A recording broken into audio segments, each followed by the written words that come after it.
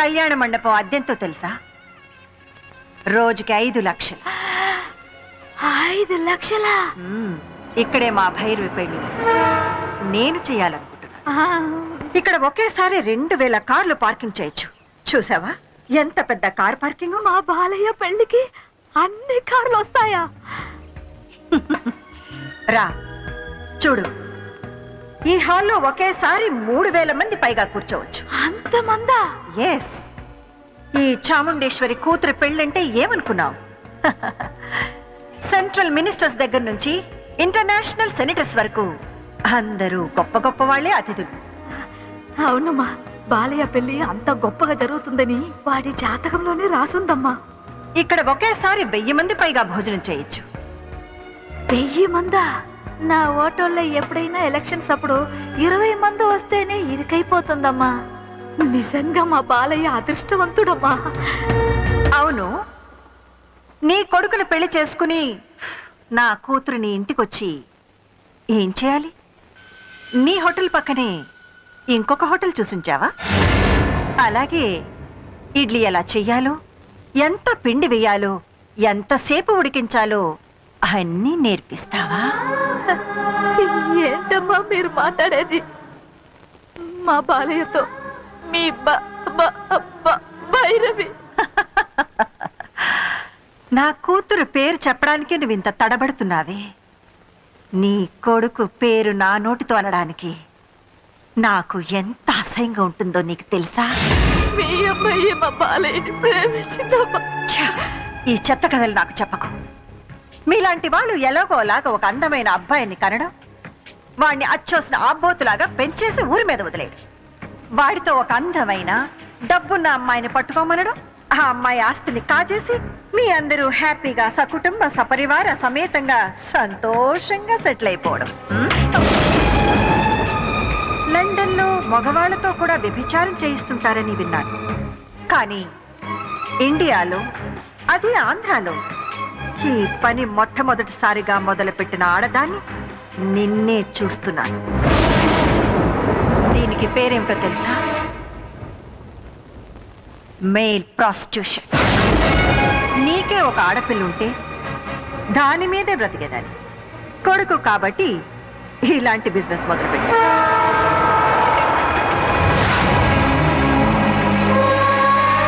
ఇది నీ కొడుకుతోనే మొదలా?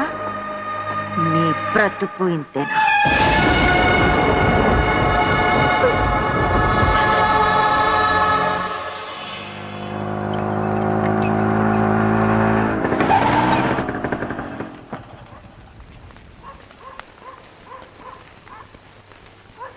ఏమిటి అందరు అలా ఉన్నారు? ఏమైంది? పొద్దుననగా వెళ్ళింది మీ అమ్మ, ఇంకా రాలేదు బాబు. ఎక్కడికి వెళ్ళిందో ఏమైందో తెలియదు. పొద్దుటించి కనపడటం లేదా?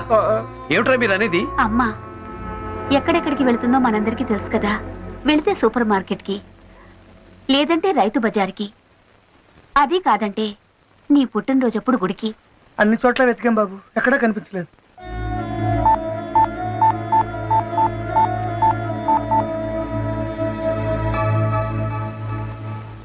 నో రిప్లై వస్తుంది కదా? పొద్దుటి నుంచి అదే వస్తుంది. నేను గ్రాండ్గా పెద్ద కాపు లేఅవుట్ ఏరియాలో కళ్యాణ మండపం ఫిక్స్ చేసి మీ పెళ్లి ఏర్పాట్లు చేస్తుంటే ఈ సమయంలో వాళ్ళమ్మ మిస్ అయిందా? పోలీస్ కంప్లైంట్ ఇచ్చారా? పోలీస్ కంప్లైంట్ ఎందుకమ్మా? సరళమ్మ ఏం తప్పు చేసిందని? మాలాంటి వాళ్ళు తప్పు చేస్తే తను వచ్చి మమ్మల్ని విడిపించుకొచ్చేది. అలాంటి సరళమ్మ. అర్థం లేకుండా మాట్లాడకండి. 2 రోజులుగా మనిషి కనపడడం లేదంటే మనం వెళ్లాల్సింది పోలీస్ స్టేషన్కే. మనం పోలీసుల్ని కన్సల్ట్ చేస్తేనే కదా ఏమైందో ఏం జరిగిందో తెలుస్తుంది. భైరవి, వద్దు భైరవి, అలా ఆలోచించుకో. నేను తట్టుకోలేను.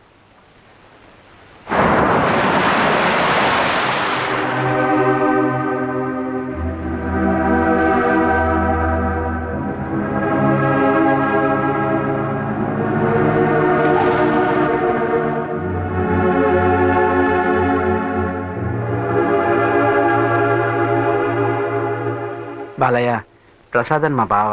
నమస్తే. గాజువాక్ గవర్నమెంట్ ఆసుపత్రిలో కాంపౌండర్గా చేస్తున్నాడు. మన అమ్మ కనిపించకుండా పోయిన రోజు వీళ్ళ ఆసుపత్రికి 3 గుర్తు తెలియని శవాలు వచ్చాయంట.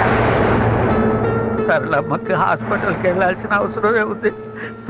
లేదు లేదు. ఒకసారి హాస్పిటల్కి వెళ్ళి చూడటంలో తప్పలేదు కదా.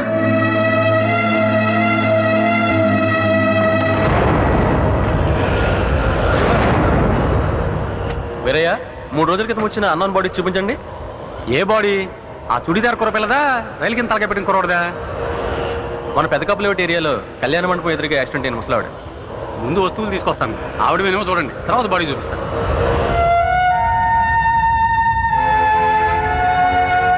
టెన్షన్ పడుకో, ఖచ్చితంగా మీ అమ్మగారై ఉండరు.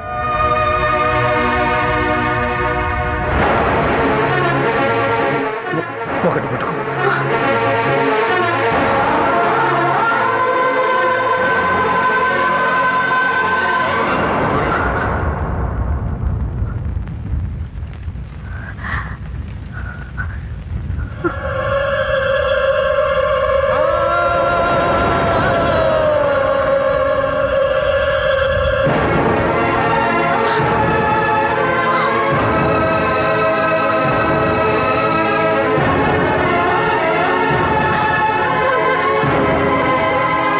సార్ రండి, బాడీ చూపిస్తాను.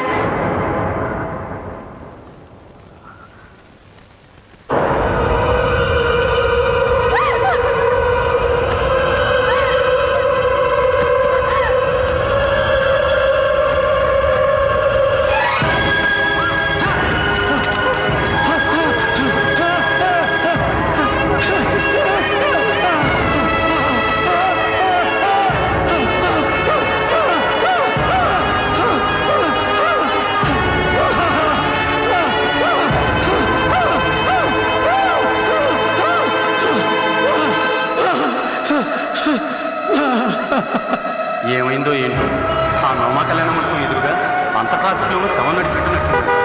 నిమిషాల్లో శవంగా మారింది పాపం.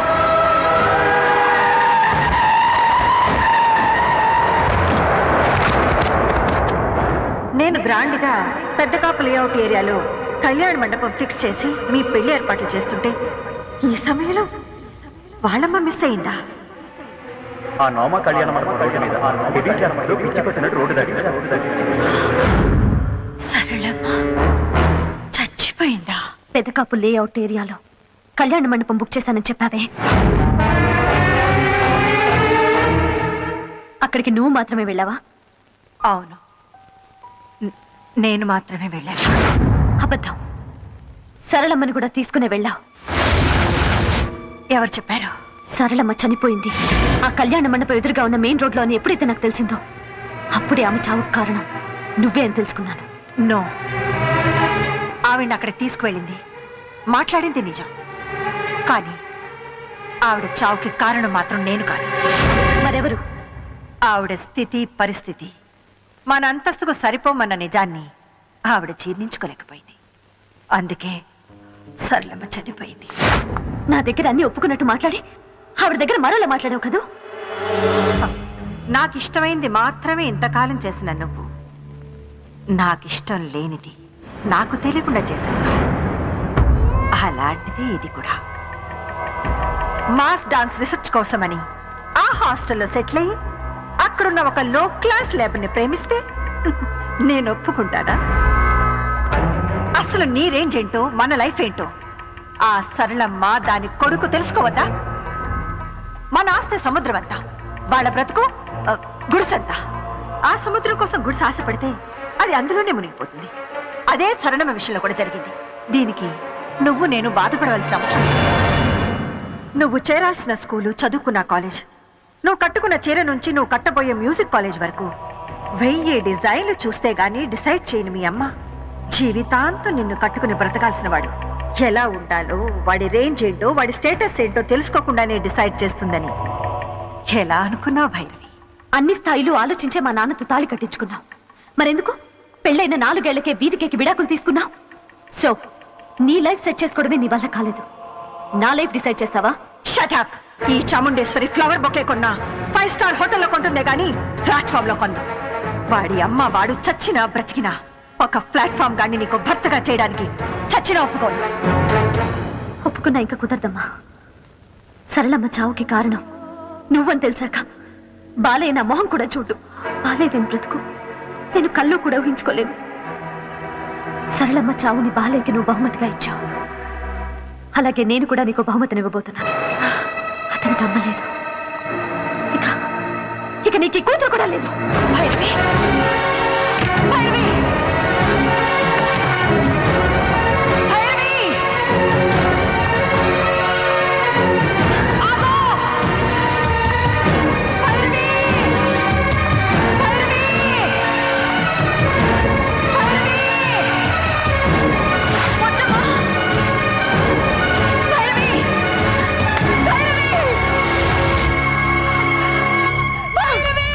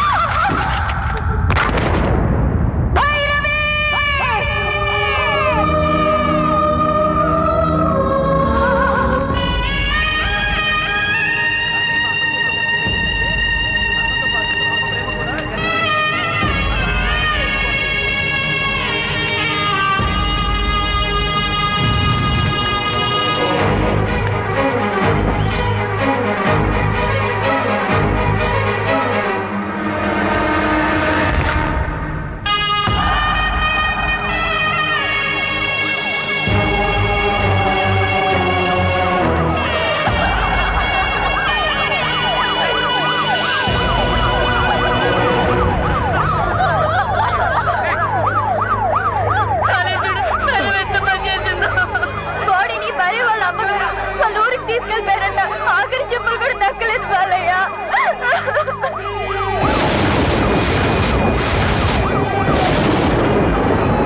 చాముండేశ్వరి గారి అహంకారానికి నా తల్లి భైరవి బలయ్యారు. నా తలరాతను మార్చిన భైరవిని నడి రోడ్డు మీద గీతగా మాత్రమే చూడగలిగాను. కనీసం శవాన్ని కూడా చూడలేకపోయాను. నా తల్లి భైరవి కాలనీ వాళ్ళు అందరినీ పోగొట్టుకున్న నేను ప్రాణమున్న శవంగా మిగిలిపోయాను. ఏం చెయ్యాలి?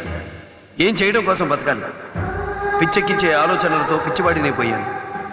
కళ్ళు ఉండి గుడ్డివాడిని అయిపోయాను. చీకట్లో గుడ్డివాడి ప్రయాణం ఎందుకు? ఎక్కడికి? తెలియని పని. అలా దారి తెన్ను లేకుండా సాగిపోతున్న నాకు ఓ రోజు గంగానదిలో నా భైరవి కలలా కనిపించింది. ఏంటి బాలయ్య ఇది? నీ జీవితం ఇలా ముగిసిపోవడానికైనా నేను నిన్ను ప్రేమించింది. నన్ను మీ అమ్మగారిని నీ నుంచి దూరం చేసిన వాళ్ళకి నువ్వు గుణపాఠం చెప్పవా? నువ్వు బ్రతకాలి. నీకోసం బ్రతికే వాళ్ళ కోసం నువ్వేంటో నిరూపించాలి. అంతేకాదు, నాకు దక్కని నీ ప్రేమ నా చెల్లెలు కళ్యాణికైనా దక్కాలి. నేను పొందలేని జీవితాన్ని నా చెల్లెలు కళ్యాణి నీతో పంచుకోవాలి. కళ్యాణి కోసం మా అమ్మ నీకంటే గొప్ప అల్లుడు లేడని నేను బ్రతిమిలాడాలి, బ్రతిమిలాడాలి.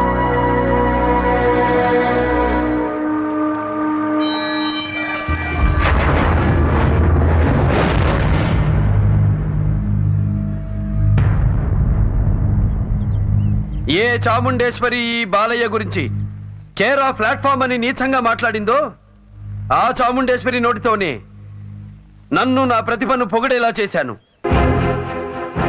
ఏ చాముండేశ్వరి తన కూతుర్ని చేసుకునే అర్హత బాలయ్యకు లేదని నా నుంచి నా తల్లిని నా భైరవిని వేరు చేసిందో అదే చాముండేశ్వరి తన చిన్న కూతురు కళ్యాణిని పెళ్లి చేసుకోమని బతిమిలాడేలా చేశాను.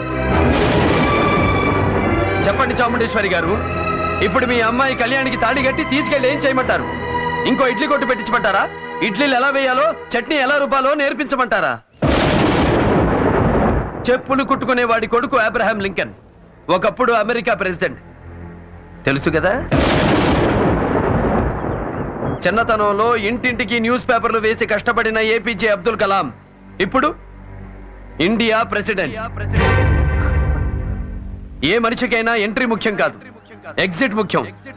ఎక్కడ పుట్టాడన్నదే ముఖ్యం కాదు, ఏమి సాధించాడన్నదే ముఖ్యం.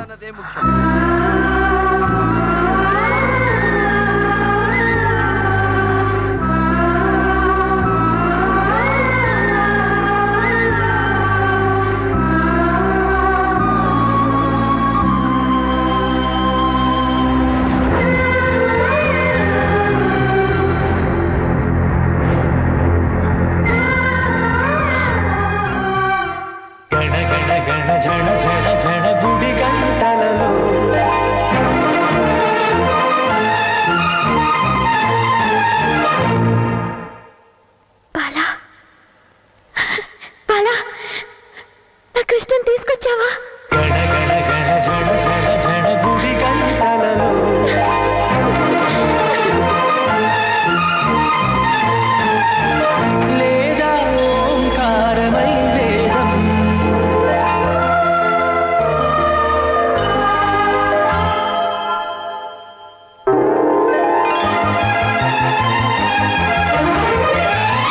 చిరు నగవులతో పసి పాపలకై పాడే తల్లికి సరిగమ తెలియదా